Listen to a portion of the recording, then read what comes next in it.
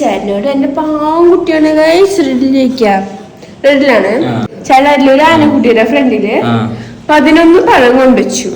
പക്ഷെ ആന 10 പഴം തിന്നു, 11ാമത്തെ പഴം തിന്നില്ല. എന്തുകൊണ്ട്?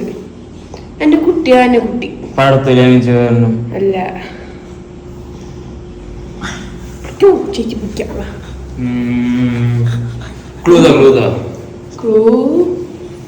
ആന എല്ലാ പഴം തിന്നാറുണ്ട്. തിന്നാൻ പറ്റാത്ത പഴം ഏതാ?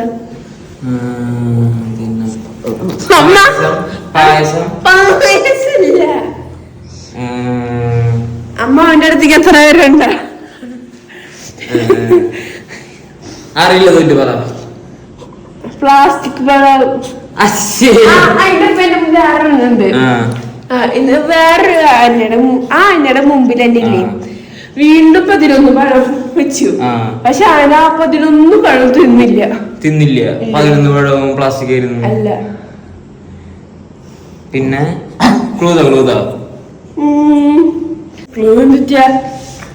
ആന എന്തുകൊണ്ടാ പഴം തിന്നാത്ത? ആന എന്താ ഇരിക്കപ്പോ? ആന പ്ലാസ്റ്റിക് ആണ്. അന്ന വേറെ ഒരു ആനയും വേറൊരു ആനയും വേറെ 11 പഴം വെച്ചു.